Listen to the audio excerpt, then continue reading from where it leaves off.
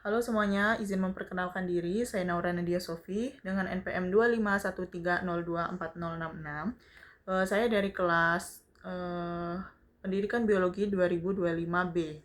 Di sini saya akan menjelaskan kembali hasil dari resum buku administrasi laboratorium dari bab 1 sampai dengan bab 7. Baik, di sini saya akan menjelaskan pertanyaan di bab 1, yaitu bagaimana sih suatu administrasi laboratorium itu dapat meminimalkan suatu risiko kecelakaan kerja sekaligus meningkatkan efektivitas pembelajaran biologi.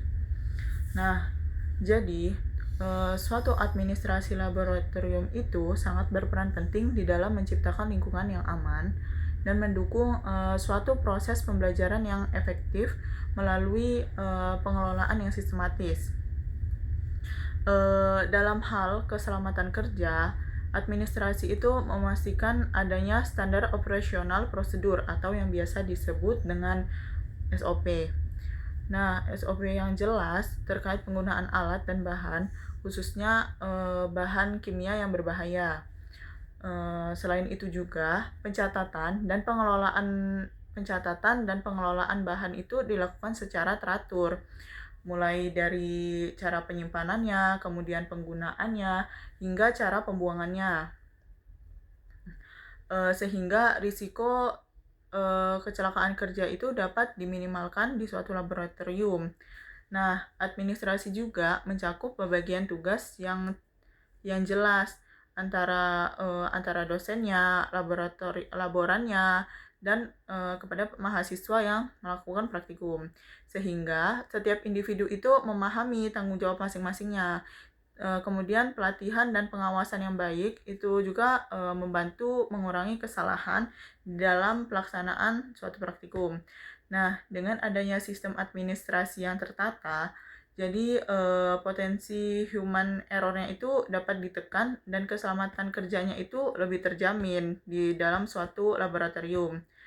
Di sisi lain juga, administrasi laboratorium itu dapat meningkatkan efektivitas pembelajaran dengan memastikan ketersediaan alat dan bahan yang sesuai dengan kebutuhan praktikum.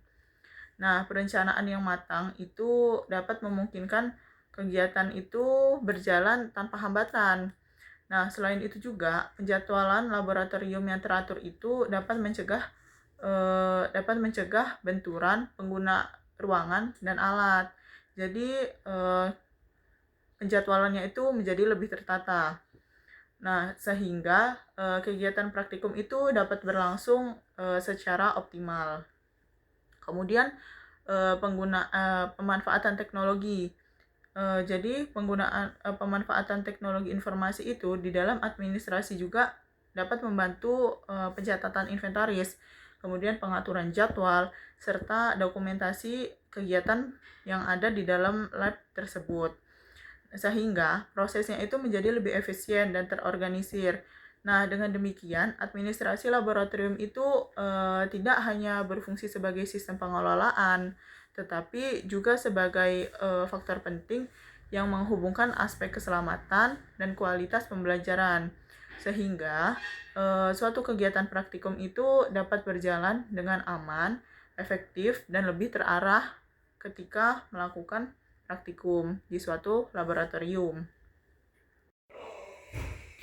Baik, jadi di sini saya akan membahas pertanyaan di bab 2, yaitu mengapa sih prinsip keterbukaan dan akuntabilitas itu penting di dalam suatu administrasi laboratorium, dan apakah dampaknya jika kedua prinsip tersebut tidak diterapkan.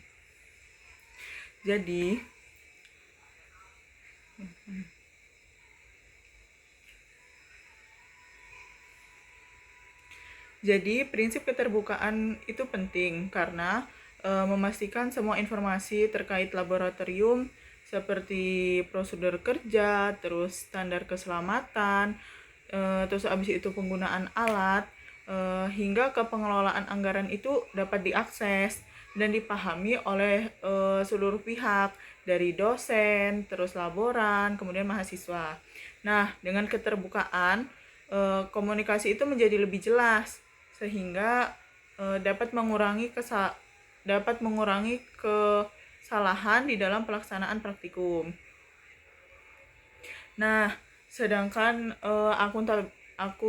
akuntabilitas itu lebih menekankan kepada setiap individu itu memiliki tanggung jawab terhadap tugasnya, termasuk penggunaan alat, bahan, serta kepatuhan terhadap SOP yang ada.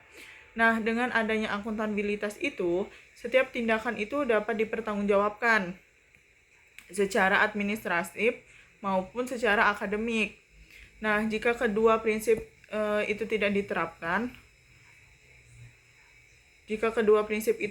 diterapkan, maka akan terjadinya miskomunikasi dan kesalahan prosedur. Terus juga bisa terjadi risiko penyalahgunaan alat ataupun bahannya itu meningkat.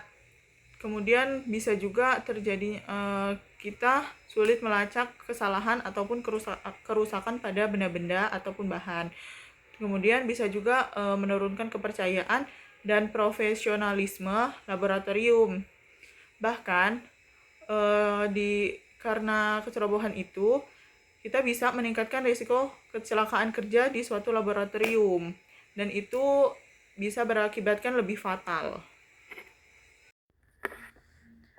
Nah, di sini saya akan menjelaskan pertanyaan di bab 3, yaitu bagaimana sih suatu penerapan sistem pencatatan dan pengkodean inventaris itu yang berbasis teknologi dapat meningkatkan efisiensi serta dapat mengurangi suatu resiko kesalahan di dalam pengelolaan sarana dan prasarana yang ada di laboratorium.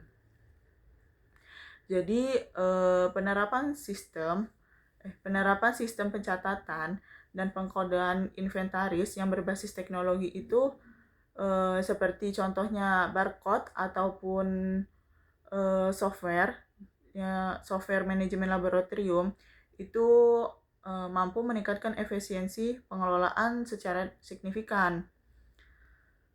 Nah, dengan adanya sistem pengkodean, setiap alat dan bahan itu memiliki suatu identitas unik yang memuat informasi penting terkait barang ataupun bahan tersebut, seperti jenisnya, kemudian lokasi peletakannya, kemudian kondisi dari suatu alat bahan tersebut, hingga riwayat penggunaannya.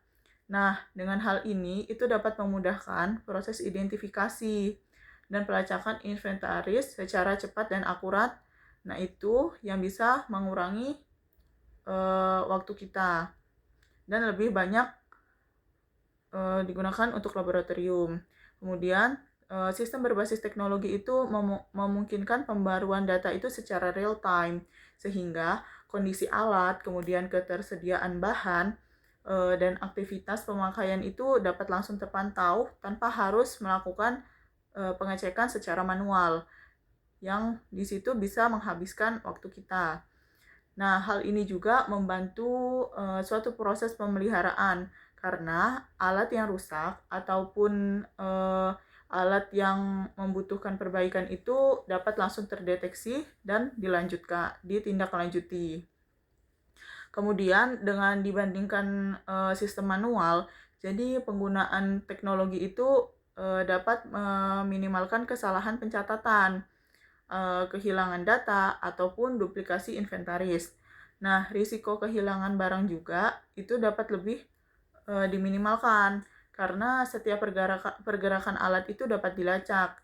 Nah, selain itu juga sistem ini lebih meningkatkan transparansi dan akuntabilitas karena di semua data itu sudah ada hasil dari dokumentasinya dengan jelas dan tertata.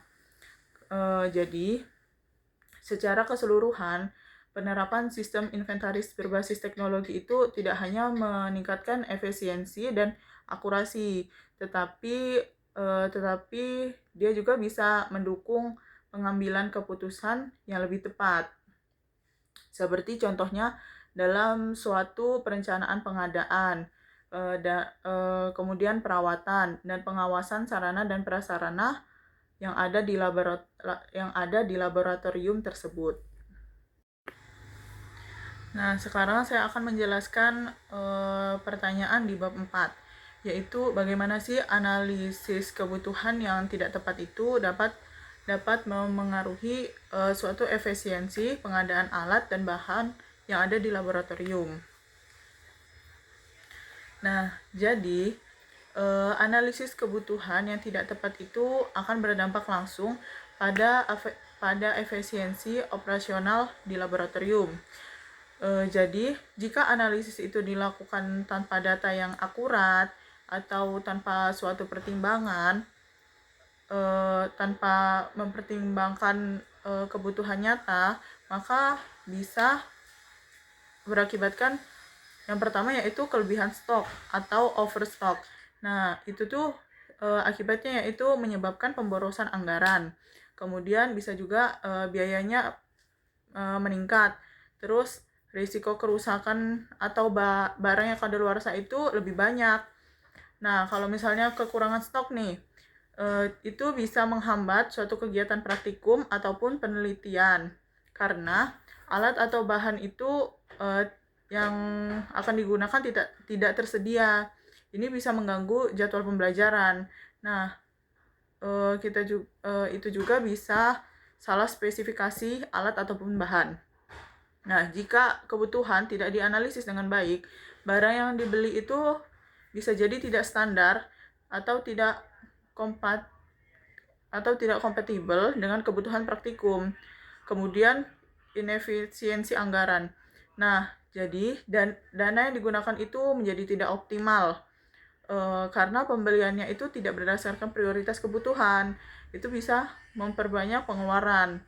Jadi secara keseluruhannya, analisis kebutuhan yang buruk itu menyebabkan ketidakseimbangan antara permintaan dan ketersediaan. Sehingga operasional di laboratorium itu menjadi tidak efektif dan tidak efisien. Itu yang menyebabkan suatu kerugian yang ada di laboratorium.